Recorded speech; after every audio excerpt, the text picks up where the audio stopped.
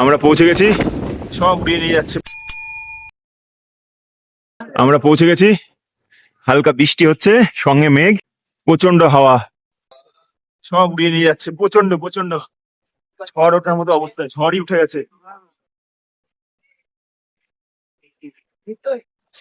এই যে সেই হোম স্টেশন, আমরা পৌঁছে গেছি।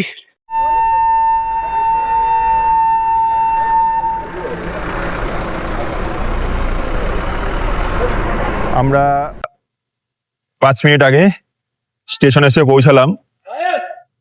এই যে এই পাশে আমাদের সাইকেল রাখা আছে, এখানে আমরা এখানে, এটা পুরো ঘুম স্টেশন।